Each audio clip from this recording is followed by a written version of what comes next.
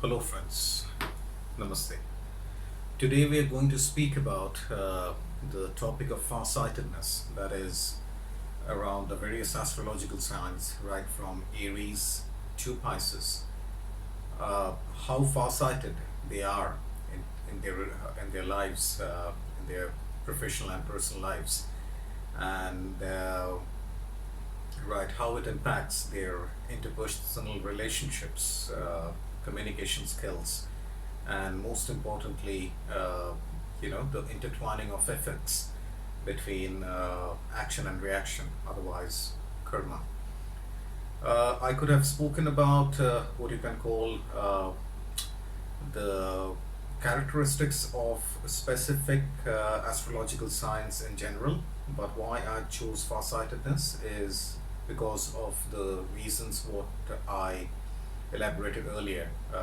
Today, businesses, personal relationships, everything that depends on communication and then the interpersonal skills.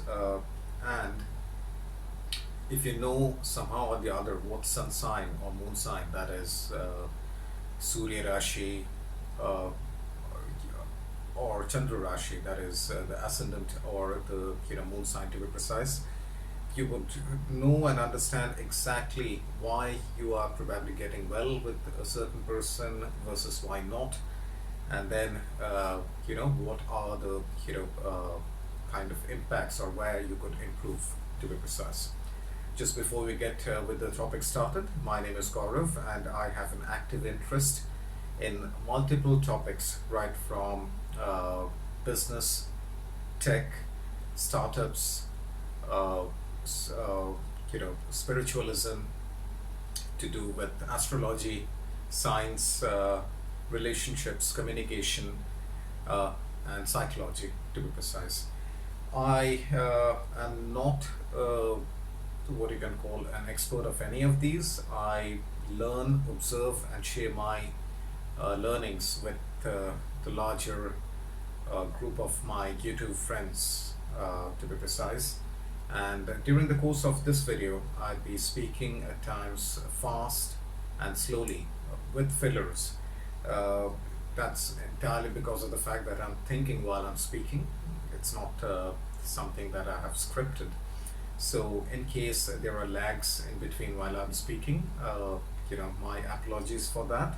Any inconvenience caused is duly regretted. Having said that, I strongly recommend that you watch this video at 1.5x speed. Right, so let's understand the context of farsightedness over here.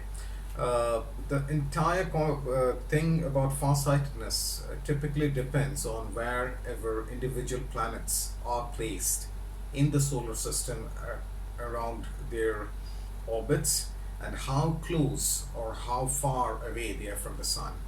The closer that they are to the sun, they would be having a strong presence of mind, very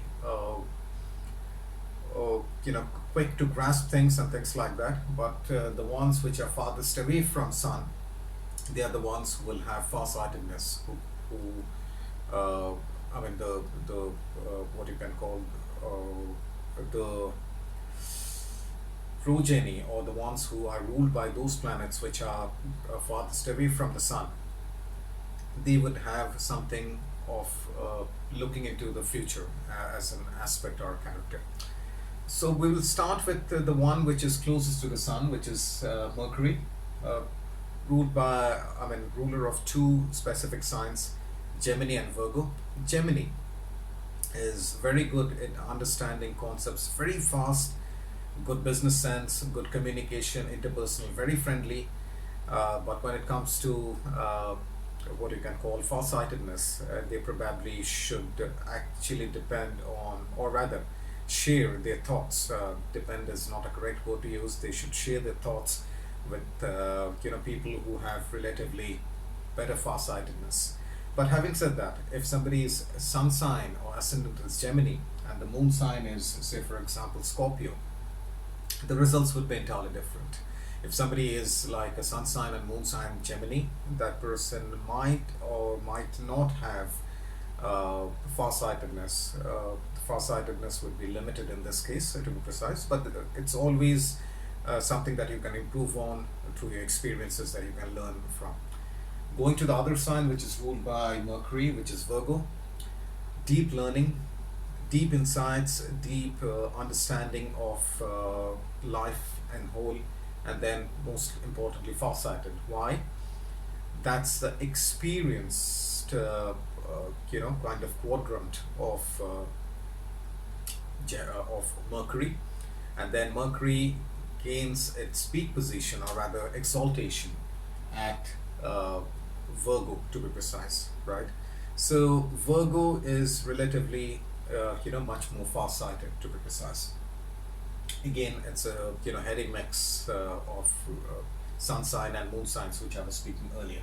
Going over to the next one, which is Venus. Venus, the next planet from the sun. It rules over two signs, Taurus and Libra. And then what has happened is Taurus and Libra, in these cases, Taurus is extremely enterprising, somebody who's caring, responsible, takes good care of business and money, ambitious, but when it comes to farsightedness, a little bit wobbly-dobbly at times. But on the other hand, when it comes to Libra, it's the most balanced sign in the scheme of the 12 signs, and is very farsighted, and takes care of businesses, enterprises, and things like that. Most importantly, they also are somebody who are absolutely level-headed in any kind of situations that you put them into. So an absolute virtue to have, to be precise. Going over to the next one, which is Earth. Now, Earth ruler, obviously, the nearest planet to Earth is Moon, and Moon rules over one sign, which is Cancer. In case of Cancer, what has happened is Cancer are emotional. They're absolute true leaders by their nature. And the ones ruled by Sun and Moon are called the luminaries of astrology, and then Cancer, being one of the luminaries, they are absolute leaders or true leaders. At the same time, they are the ones who are usually not that great of far-sighted people when it comes to their earlier age, but with experience that increases manifold. Just going over to the next one in the scheme of things, as in the planet, which is Mars. Mars rules over two signs, Aries and Scorpio. And then, right, when it comes to Aries and Scorpio, Aries is good at leadership, good at leading people, putting together groups through assignments, endeavors, activities. When it comes to farsightedness, they still need to work on that. But when it comes to the other side of the other sign, to be precise, which is ruled by Mars, that's Scorpio, deep insights, clairvoyance into life in general, and very far-sighted by nature, right? Going up, we are just trudging back to Sun over here, and why we started in this manner is because of the fact that, which I was speaking a little earlier, the nearest to the Sun. We could have started from the Sun itself, but intentionally I wanted to keep the discussion about the luminaries, the Sun and Moon, a little later during this discussion. Leos are known to be extremely enterprising, kind of family-oriented people. They are good at running businesses, has the charisma and aristocracy and everything that is required by them. But because of being a luminary sign, at times initial years they lack the farsightedness, but it gets definitely better with time, right? So definitely that aspect of Leo is something that you can rest upon during their later years. Coming to the next one in the scheme of things, which is the next orbit, that is the orbit of Jupiter. Jupiter rules over two signs, Sagittarius and Pisces. Sagittarius is a little bit of adventurous and spiritual at the same time. Uh, Again, because of being ruled by Jupiter, at times, yeah, Sagittarius gains that maturity or farsightedness towards a little later part in life. But when it comes to Pisces, that is the 12th sign in the scheme of things, uh, that's when they are a little bit far-sighted, quite far-sighted in nature. Uh, it's always a trade-off between who's more far-sighted between Aquarius and Pisces. Uh, in my personal opinion, it should be Pisces because it's the final or the the cadence sign or the final sign in the scheme of things for the 12 signs. Uh, Last but not the least, definitely Saturn. Saturn rules over two signs, Capricorn and Aquarius. Capricorn is an earth sign. They're extremely focused and then good leaders. They are the ones who focus on their work and everything, right? Even if there are challenges in their life and things like that, they would be absolutely focused with their work and things like that. Great things to have. Farsightedness comes with experience for Capricorn, right? Now, when it comes to Aquarius, yeah, it's said that these guys can actually look into the future, like 30 years, 40 years from the age, time, to be precise. Yeah, that's how it is. So, as I said a little earlier, it's always a trade-off between Aquarius or Pisces, who's better farsighted. So, yeah, you can find it out for your own, to be precise. An important thing to understand over here is.